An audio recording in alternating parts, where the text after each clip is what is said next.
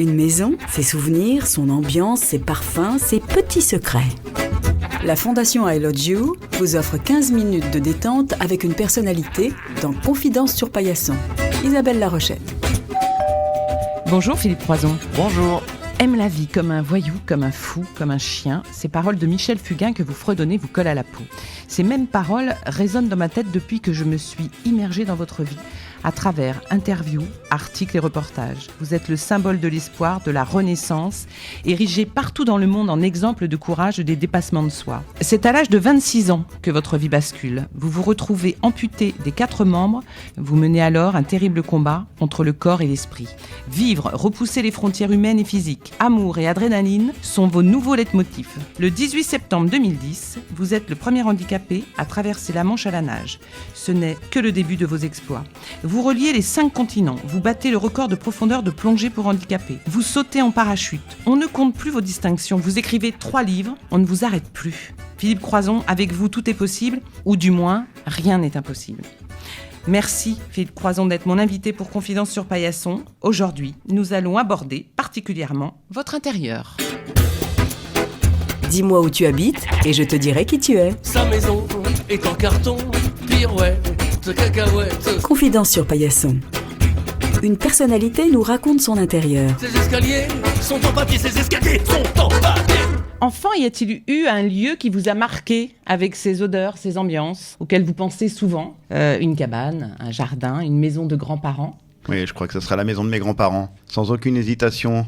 Je dirais que ma grand-mère avait la porte très facilement ouverte. Il pouvait venir n'importe qui. Quand il y avait à manger pour 2, il y en avait pour 3, pour 4, pour 5, pour 6, pour 10, pour 12. Des fois, toute la famille arrivait dans un coup, personne ne se donnait rendez-vous et il y avait toujours à manger sur la table. Vous vous souvenez de ce monde qui déambulait dans la maison ? Ah, complètement, oui. J'ai beaucoup vécu chez mes grands-parents aussi et j'ai des souvenirs mémorables. Oui, c'était vraiment le pilier de la famille, c'était du partage. Je pense que mon énergie, mon être aujourd'hui vient de cette grand-mère, j'en suis persuadé, j'en suis convaincu. Et j'ai des souvenirs de mon grand-père dans son jardin, il était amoureux de son jardin. Il y avait une usine à champignons un peu plus loin, vous savez, vous récoltez les champignons dans les caves et tous ceux qui passaient, il étalait ses légumes devant son jardin pour que les gens voient ces grosses pommes de terre, ces carottes, ces machins. Et quand ma grand-mère lui a dit « Hé, Francis, ramène-moi des patates, des carottes pour la soupe », il faisait semblant de ne pas l'entendre parce qu'il voulait absolument pas qu'on prenne ses légumes.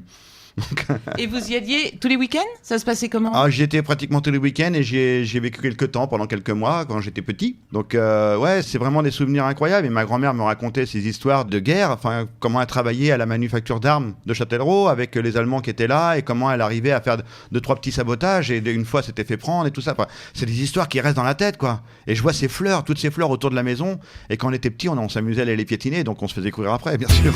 Il était un petit homme Confidence sur Paillasson, à la rencontre de votre intérieur. qui avait une drôle de maison, qui avait une drôle de maison. La maison raconte notre personnalité, notre histoire, lieu de partage amoureux et familiaux, de retrouvailles. Quel qualificatif donneriez-vous à votre lieu de vie ? Ah, bah vous venez de les donner, je crois.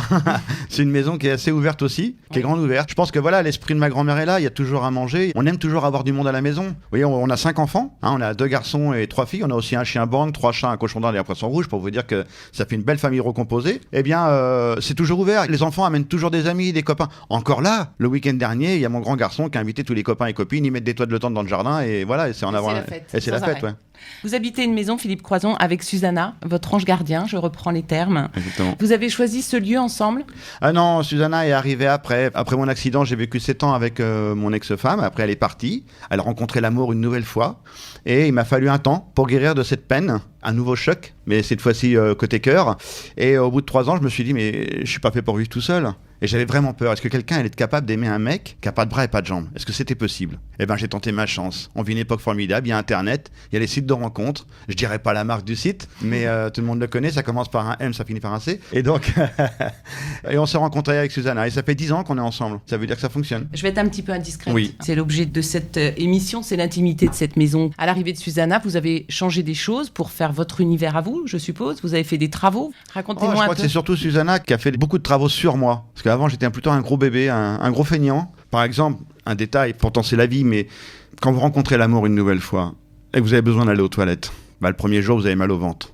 Le deuxième jour, vous avez encore très mal au ventre. Et le troisième jour, vous craquez.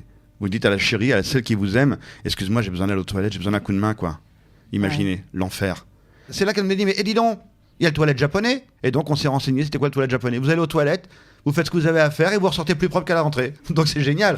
Ça nettoie, ça sèche, ça met les bigoudis, enfin c'est extraordinaire. Alors voilà, on va aller au-delà parce que cette émission va être certainement écoutée, et je le souhaite, par des personnes qui sont comme vous, donc des personnes tout à fait normales. Voilà, merci. Voilà, et j'aimerais que vous expliquiez un petit peu, parce que je vous cache pas, je suis agent immobilier aussi, et la maison, l'habitat pour les handicapés, personne ne s'y connaît, on connaît rien. Tout le monde veut faire des choses, on fait des règlements, vous connaissez ça par cœur, et moi j'ai envie de savoir comment, dans une maison, on aménage, comment vous faites pour circuler aujourd'hui, comment vous faites pour vivre dans votre maison, pour que vous ayez une vie comme tout le monde, avec vos enfants, votre vie de famille. Mais si j'ai un conseil à donner, ne faites plus une maison à étage. Ne faites plus une maison avec des escaliers. Tout de suite, quand vous avez un plan de construction, mettez des portes de 90. C'est pas grand-chose, 10 cm. Mais quand vous allez vieillir, ou quand vous allez rencontrer un ami, ou un de vos grands-parents qui va venir, qui va être en fauteuil, vous serez bien content qu'il puisse accéder aux toilettes. Voilà, des couloirs un tout petit peu plus larges. Les portes de 90, des toilettes accessibles. Ce genre de petits détails auxquels on ne pense pas parce qu'on est debout, on est bipède. Et le jour où il nous arrive une tuile, on dit « Mais bon sang de bonsoir, pour quelques centimes d'euros, je dis bien quelques centimes d'euros, quelques euros, on aurait pu mettre des portes de 90. » Voilà, c'est là où c'est vraiment important. Donc en fait, si j'interprète tout ça, vous avez fait construire cette maison après. Après, parce que juste avant, j'avais un plan de construction. J'avais une maison à étage avec un sous-sol, une grande maison, et j'ai eu cet accident. Et quand j'ai eu cet accident, toutes les assurances, j'avais pas signé les contrats, donc tout le monde a fait marche arrière, tout le monde s'est sauvé en courant. Et puis il a fallu réaménager, repenser la maison, donc tout plein pied, où on peut accéder partout, au garage, à la cuisine, en rez-de-jardin. Et ça va peut-être vous paraître bizarre. Au début, je voulais pas une maison pour personnes handicapées. Au début, je voulais pas ça. Je voulais vraiment une maison comme tout le monde. Mais c'est une maison comme tout le monde. Mais c'est une maison comme tout le monde. Mais c'est pas facile de trouver du matériel qui soit comme tout le monde. Aujourd'hui, les designers, ceux qui vendent du matériel pour personnes handicapées, ils ont enfin compris le message.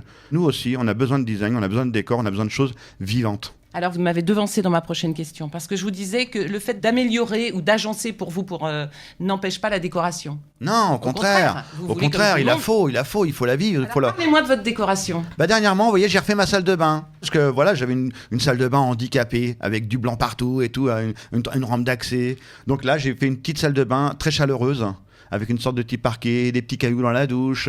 On s'est fait plaisir. On s'est dit, enfin, on va pouvoir vivre dans notre salle de bain et pas y aller juste pour se laver et vite se barrer en courant parce que c'était la pièce la plus atroce de la maison. Alors justement, quelle est la pièce où vous aimez être ? Là où je me sens le mieux, c'est, je dirais la véranda. Je me sens bien sous la véranda, prendre un bouquin. Et puis j'ai mon petit fauteuil là, je suis tranquille. Là, c'est farniente, juste après, on fait une petite sieste. Puis c'est un lieu de vie aussi, la véranda. C'est là où on fait tous les repas, jusqu'à temps que l'hiver arrive. Après, l'hiver, il est fermé. Là, ça y est, ça devient triste, la maison redevient grise. Oh, quelle horreur. Confidence sur Paillasson, l'intimité n'est pas celle que vous croyez. Pirouette, cacahuète, il était un petit homme qui avait une drôle de maison, Alors, lorsque je vous ai demandé de me donner une couleur qui reflétait votre intérieur, vous avez parlé de couleur douce, en opposition à votre tempérament électrique. Ah oui. Mais encore. J'ai eu la chance de rencontrer Susanna. Moi, je suis quelqu'un d'assez électrique. J'ai pris 20 000 volts, ce qui est compréhensif. Donc, j'aime bien quand les choses avancent et que ça avance assez vite. Et Susanna est tout le contraire. Elle est toute posée, toute tranquille, elle va m'apaiser. Et c'est elle qui refait la décoration de la maison au fur et à mesure. Donc automatiquement, elle le fait avec son tempérament. Donc tout devient doux, tout devient apaisé. Et quand je rentre à la maison, parce que je suis très très souvent parti, vous savez, je fais énormément de conférences dans les entreprises et ainsi de suite. Et quand je rentre à la maison, c'est mon petit havre de paix. Il y a l'univers parisien, l'univers des conférences, et à la maison, c'est l'univers relax. Et elle ne vous demande pas votre avis ? Vous la laissez faire, elle a carte blanche. Vous savez, vous connaissez les femmes, vous donnez un avis, mais voilà, c'était juste un avis, c'est tout. C'est juste indicatif. Après, elle trouve toujours une solution pour dire oui, mais c'est mieux comme ça. D'accord. Alors, on serait plus dans quoi ? Dans le blanc, dans le rose, dans le orange ? Écoutez, à la maison, quand elle est arrivée, tout était jaune. Le jaune, dans le feng shui, c'est drôle ce que vous me dites. Elle a communiqué. Il véhicule l'envie de faire et de bouger. Ben oui, alors donc elle avait des messages à vous donner, là. Oui, mais là, il fallait s'apaiser maintenant, donc on va enlever le jaune, là. D'accord. Donc la salle de bain est grise et blanche, la cuisine est verte, un vert pastel. Ouais. Et maintenant, je ne sais pas de quelle couleur elle va me mettre le couloir et la salle à manger salon. On attend. Pour l'instant, elle réfléchit. Vous viendrez me raconter ? Oui, avec grand plaisir. Philippe Croison, si votre maison était un plat, quel serait-il ? Les spaghettis.